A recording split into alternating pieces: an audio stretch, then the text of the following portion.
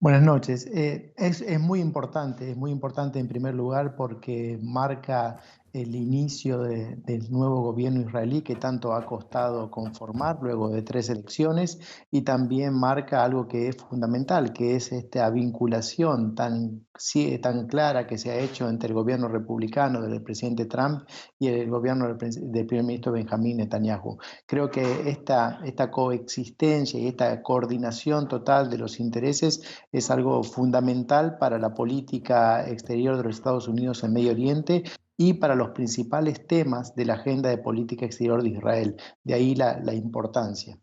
Señor Bota, Pompeo, a su llegada al aeropuerto de Tel Aviv, criticó a Irán, país al que acusó de fomentar el terror incluso en estos tiempos de pandemia. Irán, por supuesto, no se ha quedado callado. ¿Cómo tomar estas nuevas confrontaciones a través de los mensajes por parte de los funcionarios de los gobiernos de estos países?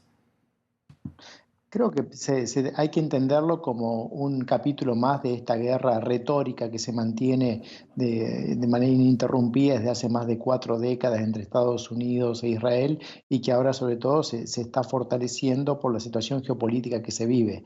Es algo que podremos decir que hay que decir, que todo el mundo entiende de esa manera como algo que no puede faltar y en realidad lo que más preocupa no es en sí lo que podemos decir la vinculación directa o el impacto que puede tener Irán para el gobierno israelí, sino sobre todo el impacto que puede tener la política iraní en la totalidad de la región de Medio Oriente. Y por eso Estados Unidos se encarga de decirlo claramente y se encarga de decirlo Sí. en Israel. Pero no es solamente por Israel, es por toda la región de Medio Oriente. Señor Bota, mañana toma posesión ese nuevo gobierno de coalición en Israel que tendrá una alternancia de poder entre Netanyahu y Gantz. Esto después de meses de haber estado en una crisis política. ¿Cómo analiza usted esta situación para la política israelí? En realidad lo que hay que entender es que las diferencias entre los dos miembros de la coalición tienen mucho más que ver con diferencias de liderazgo y diferencias internas que con los grandes temas de la política exterior.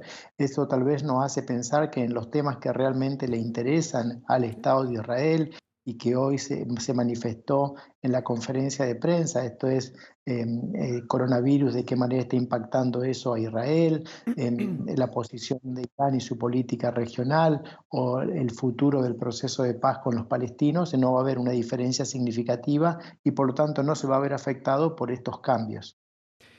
Ha habido un repunte recientemente de ataques y de violencia en la zona de Cisjordania. ¿Qué esperar entonces desde Palestina ante esta visita, ante la llegada de este nuevo gobierno y esa tensión permanente que ya usted ha mencionado entre Washington y Teherán? En realidad, por lo menos la Autoridad Nacional Palestina hasta ahora parece que es bastante resiliente a algún tipo de influencia iraní, eso hay que decirlo, por lo tanto no tiene que ver con un recrudecimiento de las diferencias entre Irán y Estados Unidos, tiene que ver más que nada con un proceso propio, particular, endógeno de la conflictividad entre Palestina y el Estado de Israel. Entonces ahí creo que hay que quitar de la ecuación a la República Islámica de Irán. Lo que creo que es mucho más importante a mediano y a largo plazo es ver de qué manera Israel no solamente va a gestionar el futuro de sus relaciones con la Autoridad Nacional Palestina, que parecían relativamente encaminados en los últimos tiempos, sino sobre todo el otro tema que Sí. es mucho más sensible, que es el de la Franja de Gaza, que es el que realmente tiene mayor potencialidad de generar un conflicto.